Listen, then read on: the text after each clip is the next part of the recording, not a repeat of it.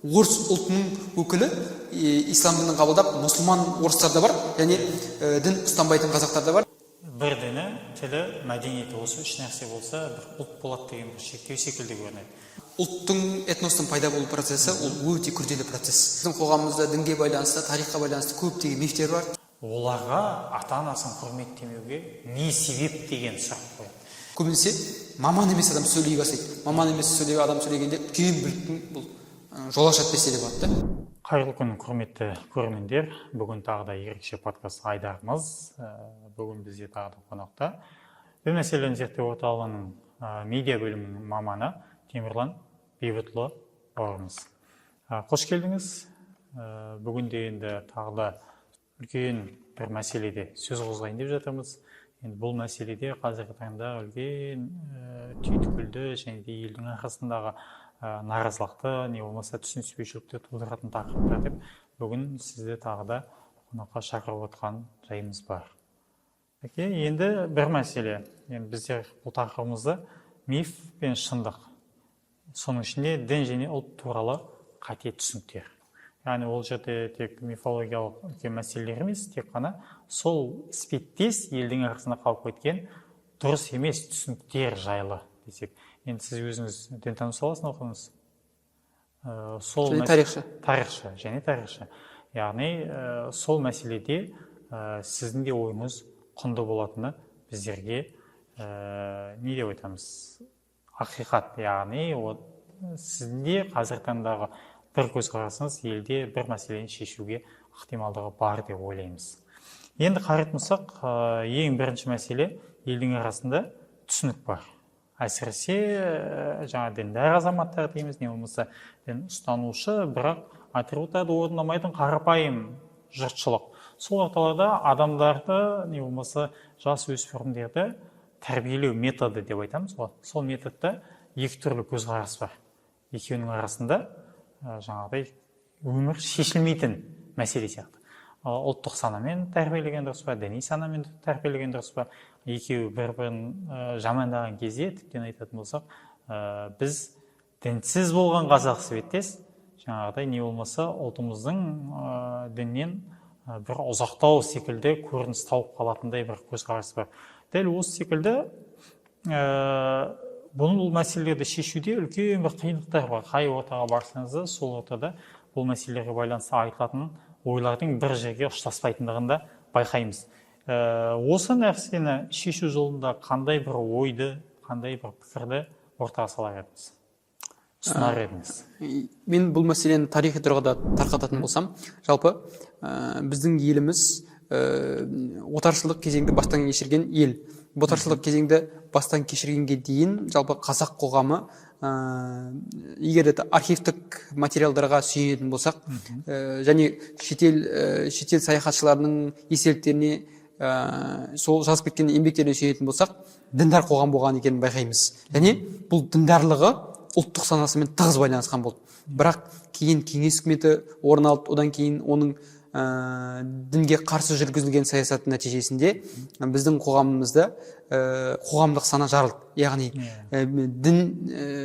дінсіз қоғам болса да өзінің діндарлығын ішінара сақтаған азаматтар бар, және өзінің діндарлығынан айырылып тек қана ұлттық сананы, ұлттық құндылық салт дәстүр ретінде сақтаған азаматтар ретінде жарылды. Енді қазіргі таңда қоғамда көтерілетін мындай мәселе бар. Ұлт бірінші орында ма, дін бірінші орында ма деген. Құранды басу керек па, нанды басу керек па? Нанды басу керек па дегендей. Енді біз бір адамға айта алмаймыз, сіз дінді ұста немесе ұлтыңды ұста деп. Бірақ біздің Қазақстанның егер заңнамасына сүйенетін болсақ, біз зайырлы мемлекет. Адам қандай да бір дінді таңдап, сол дінмен ұстанам десе де, ол өзі біледі. Яғни ешқандай дінді ұстамайым десе де өзі біледі. Бірақ ол дін мен ұлттың арасын бөле алмайды. Мысалы, діндар адам, ол өз діни жоралғыларды атқарса да, ол бәрібір қазақ болып қалады. Яғни ода қазақтың менталитеті, салт дәстүрі, өмір сүру салты да қалады. Мысалы, біздердегі ұлттық асымыз, бешбармақ деген сияқты нәрселер бар ғой. Үлкенді құрметтеу дегендей нәрсе бар. Ол бәрібір діндар адамда да қалады. Және дінді ұстамайым, тек қана сыртқы сыртқы формасымен ғана таныспын деген адам үшін, ұлттық дәстүрді ұстанамын деген адам үшін де ортақ құндылықтар бар. Яғни екеуі бір-бірін жоққа шығармайды. Бірақ біздің заңнамамыз осындайға мүмкіндік береді. Оны айтқым келгені, бізді бөлетін нәрсеге қарағанда бізді біріктіретін нәрсе көбірек. Сол туралы ойланып кетсек дұрыс болар еді. Негізгі түсінуіміз керек дүние ол біздің ұлттығымызды ғана қозғаумен діндарлығымыздың жоқ деп сенуден арылуымыз. Себебі ата-ағамыз заманнан келе жатқан дініміз ол біздің қанымызға сіңіп, тіптен айтатын болсақ, қазіргі уақытта дәстүрлі ислам түсінігі деп жатамыз. Ол дәстүрлі ислам түсінігі дәрежесіне дейін келді. Ал бірақ енді көп подкастта айтатынымыз сол, діннің дәстүрлі болуы қиын, себебі дін ол әр дәстүрге бөлінбеген. Тек дәстүрге ұштасқан дін деп айтсақ, сол дұрыс па деп. Жақсы, енді жаңа айтып қалған мәселе бар. Ортада діни көзқарастарға қайшы бір топтар бар секілді. Яғни ол тек қана топ емес, түсініктер. Түсінбейтін себебі намазды енді бастап жатқан, не болмаса жаңағыдай оразасын енді ұстап жатқан практикант ретінде, практикант мұсылман ретінде, ол нәрсені түсіне алмайтын да кездері бар. Дәл сол секілді бір сұрақтың бірі, ортада мешітке келуге қорқатын, тағы да басқалай мәселелерде үлкенге құрметтің жоқ болуын дінмен салыстырады. Әсіресе жаңағыдай діни ағымдардың кейбір іс-әрекеттері намазханда, не болмаса жаңағыдай дінді жақсы ұстанатындар, оларға ата-анасын құрметтемеуге не себеп деген сұрақ қояды. Осы нәрселерді қарайтын болсақ, біздің дінімізде қатыгездікпен, не болмаса жаңағыдай адамдарға дінге деген бір жалыларға себеп болады. Осы нәрсені қалай шешеміз жалпы? Жалпы біз мынаны ескеруіміз керек. Жалпы кез келген дін, соның ішінде ислам дінінде иерархия қояды. Ол иерархия деген қарай жоғарыдан төмен қарай қарым-қатынас. Мысалы, күйеуі мен әйелі, әкесі мен баласы, ағасы мен інісі және үлкен мен кіші, ұстаз бен шәкірт деген сияқты. Бұл дәстүрлі дінде бала кезінен бастап сіңірілетін құндылық десе болады. Бірақ біздерде теріс діни ағымдардың өкілдеріне қарайтын болсақ, бұл иерархияны бұзып, сол арқылы өзінің идеологиясын таратады. Мысалы, оларда өзінен өткен ғұламаларға деген, ғұламалардың былайқанда беделін түсіріп, яғни сол жердегі былайқанда шейхі болсын, яки болмаса өзінің уағызшысы болсын, өзінің авторитетін сол арқылы жинауға тырысады. Яғни осы ұстаз бен шәкірттің арасындағы, ғұлама мен оған ерушінің арасындағы иерархияны бұзғаннан кейін дәл сол сезім отбасында да тарай бастайды. Яғни ол әкесін өзінің діни көзқарасын ұстанбаған үшін сыйламай бастайды. Негізі дін оған шақырмайды, бірақ ол жалпы қоғамдағы иерархияны бұзып үйренгендіктен ол әкесіне де қарсы шығады. Керек десеңіз, мемлекет басшысын да мойындамайды. Өйткені неге? Бұл үшін кез келген иерархияны бұзу ол діни тәжірибенің бір бөлігі болып кетеді. Сондықтан біз айта алмаймыз, дін әке-шешені немесе үлкенді сыйламауға шақырады деп. Бірақ діни теріс ағымдардың іштерінде осындай бір мысалдар бар. Біз соны да есте ұстап жүруіміз керек та, или біліп жүруіміз керек көп жағдайда. Сол мысалдар арқылы бүткіл дінге күйе жағылады. Тіптен топырақ шашпау қажет па дегенде ой бар. Енді қарайтын болсақ, жаңағы бір сөз бар, бір ұлт мәселесі өте көп қозғалады ғой. Сол ұлт мәселесін қозғалған кезде тілі, діні, мәдениеті болса бір ұлт болады деп. Осы нәрсе нақты сол бір категориямен шектеледі ме, жоқ әлде түрліше жаңағыдай қосымшалар не болмаса алып тастайтын ойларыңыз бар ма? Бір ұлтпен шектеледі дейсіз бе? Ұлтты, бір діні, тілі, мәдениеті, осы үш нәрсе болса, бір ұлт болады деген бір шектеу секілді көрінеді. Себебі біздің жаңағыдай мәдениетін біле тұра, мәдениетін қолданбайтындар да бар дегенде ғой. Тілін біле тұра, тілін қолданбайтындар да бар. Осы секілді осы ұлттықты осы үш нәрсемен шектеп қою қаншалықты дұрыс?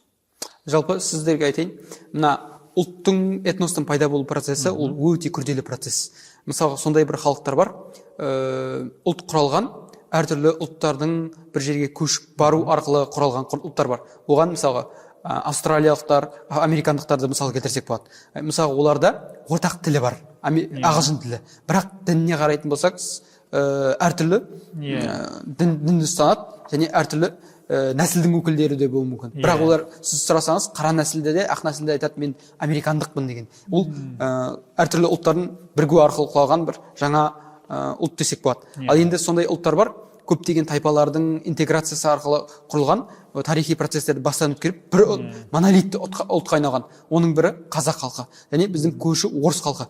Сондықтан оларға дәстүріне сай, олардың кезінде тарихи процестерде консолидацияның рөлін атқарған бір дін болған. Мысалы қазақ халқында бұл қазақ хандығының кезінен бері ислам діні болатын болса, орыс халқында христиан діні. Сондықтан біздерде сондай түсінік қалып қойған, орыс болса бұл христиан болу керек, қазір қазақ болса ол міндетті түрде мұсылман болу керек деп. Бірақ қазіргі кезде жаһандану заманы болғаннан кейін зайырлы мемлекет деп әр адамға өзінің қалаған дінін ұстауға мүмкіндік беріп жатады. Сондықтан біз көріп жатамыз, орыс ұлтының өкілі ислам дінін қабылдап мұсылман орыстар да бар, және дін ұстанбайтын қазақтар да бар, немесе христиан қазақтар да, буддист болған, немесе әртүрлі қазақтар кездесіп жатыр. Сол кезде таңғалуымыз неге олай деп. Өйткені қазіргі таңда қоғамымыз басқа, және әлемде болып жатқан процестер басқа, соған сай өзгерістер орын алып жатыр. Бірақ кезінде бір халық ұлт аталу үшін оның діні ортақ болу керек, тілі ортақ болу керек. Бірақ тіл мәселесіне келгенде мана көрдіңіз ғой. Түрліше тіл, түрліше не, бірақ та дін ортақтығында ықтималдығы бар деп айтамыз. Діни қоғамда дін туралы радикалды және стереотиптерді, ойларды, болмаса сол мәселелерді қозғайтын қандай әлеуметтік және саяси факторларды атай алатынымыз. Жалпы біздің қоғамда көптеген әлеуметтік, саяси көптеген мәселелер бар. Ол мәселелерді біздің мемлекетіміз, үкіметіміз өзінің деңгейінше, мүмкіндігінше шешуге тырысуда. Бірақ кейбір топтар, әсіресе кейбір топтар саяси мәселені, әлеуметтік мәселені діни бояу жағып, халықтың арасына дүрбелең алауыздық салуға тырысады. Мен оны дұрыс емес деп есептеймін. Өйткені қандай да бір мәселеге діни бояу жаққанда бұл шешіліп кетпейді. Яғни бұның шешімді қажет ететін мәселелер ғой.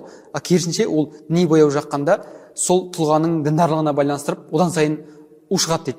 Ушығады десек болады. Мысалға, сіздерге айтайын, мысалы мемлекеттегі саяси жүйенің реформалауының мүмкін, ол саясаткерлердің сауаттылығына байланысты болады. Бірақ оны діни сипатқа бояғанда діннің саясаттың құралына айналып кетуіне қауіп туады. Бұл өте қауіпті, қоғамды партияларға жік-жікке бөлетін үлкен бір қауіпті үрдіс десек болады. Сондықтан ондайға кез келген Қазақстанның азаматы жол бермеу керек. Яғни дінді қолдану ең оңай тәсілі. Оңай тәсілі. Былай айтқанда, адамның эмоциясына, адамның түп санасына әсер етудің бір құралы ретінде қолданып кетуі де мүмкін. Дұрыс айтасыз. Енді ол қазіргі таңдағы адамдардың эмоциясын көтеру ең оңай тәсіл болып қалды ғой, әсіресе медиа заманында. Медиа қаншалықты дамыды, соншалықты адамдар сол нәрсеге көзқарасы теріс пікірмен емес, сол нәрсені қолдау арқылы көбіне сол нәрсенің құралы болып, не болмаса жаңағыдай жігінде кетіп қалып жататындығын да байқаймыз. Енді сондай бір мәселелердің бірі медиада байқайтын болсақ, әрдайым ұлттық мәселені, ұлт туралы мифтерді, не болмаса тағы да бір үлкен дүниелерді қозғап жатады. Көбіне осы мәселе күшейген кезде ел аумағында толығымен көтеріліп кетеді.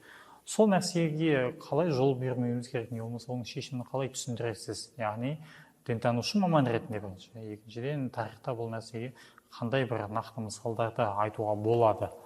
Тарих деген кезде медиамыз енді дамып жатыр, бірақ соның өзінде де бүгінгі күніміз ертеңгі тарих секілді бірнеше жылдың көлемінде бұл нәрсенің бір көрінісі бар еді. Сіз не айтасыз бұл жайлы? Жалпы біздің қоғамымызда дінге байланысты, тарихқа байланысты көптеген мифтер бар, теріс түсініктер бар.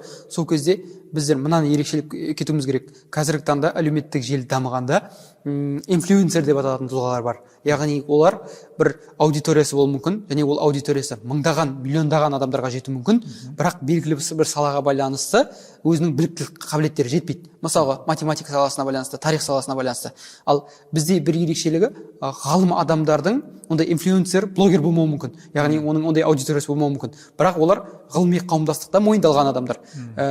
Егер де біз халықты дүрліктіретін, аласына алауыздық саратын тақырыптардан сейілткіміз келсе, одан қауіпті азайтқымыз келсе, ғалым тұлғаларға да цифрлық мінбер платформаларды ұсынып, бұларды халықтың арасына популяризация жасауымыз керек. Мысалы, тарихшы тұлғалар бар, немесе дінтанушы тұлғалардың пікірлерімен, даулы мәселелерге байланысты шешімдермен біз әлеуметтік желіде таратып, байқанда дезинформацияның жолын кесуіміз керек. Алдын алу. Өйткені егер де бір істің маманы сөйлемесе, қазақ айтады ғой, шымшық сойсыз да қасапшы сойсын деп. Көбінесе маман емес адам сөйлей бастайды. Маман емес адам сөйлегенде үлкен бүліктің бұл жол ашады десе де болады да.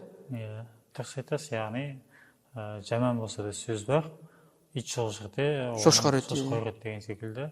Оның шешу мәселесінде білімі бар да, білімі жоқ та нақты айтыла береді. Енді бұл мәселеге байланысты дәл сол нәрсені сіздің айтқан жолмен шешілгендей кездестім осы уақытқа дейін. Яғни бір нақты бір тұлғаны сол жаңағы мінберге отырғызып дедіңіз ғой, сол секілді нәрсемен шешілген көрінісі болды ма біздің қазақ осы уақытымызға дейін? Сол нәрсеге куә бола алдыңыз ба жалпы? Яғни тек қана шешуші жол ретінде ұсынатын жолыңыз ба? Мысалы, бізде қоғамда қазір әртүрлі салада бұл әдіс қолданылып келе жатыр, бірақ біздің бұл көбінесе бұл әдіс кең қолданылған әдебиет саласында деп айтса болады. Бізде мысалы тарихта көптеген мифке толы ертегі сықылды әңгімелер таралғанда халықтың арасында, бірақ шыны керек академиялық ортада мойындалған тарихшылар кең танымалдылыққа емес. Бірақ әдебиет саласында айтатын болсақ, Абай атамызға қатысты көптеген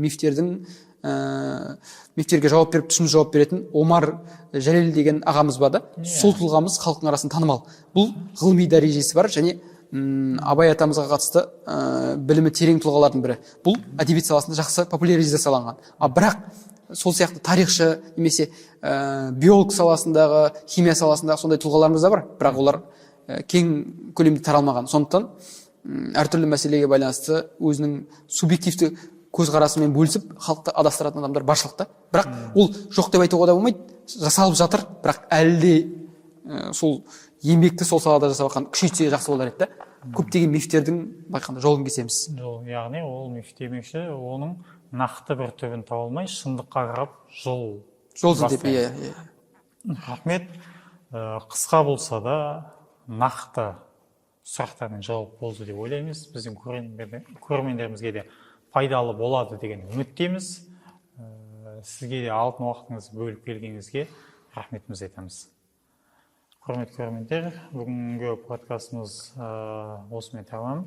Осы жердегі тақырыптардың көпшілігі қазіргі уақытта өте үлкен бір дүние. Яғни түсінісілуі, не болмаса оны нақты бір нәрсемен бір көзқарасқа алып келу, шешілуі өте қиын дүниелер. Сондықтан да Темірлан бауырымызға да жұмысына сәттілік тілей отыра, мынау подкастымызда өте анық ақпараттар айтты деп ойлаймыз, сіздерге де пайдалы болды деген ойымыз бар.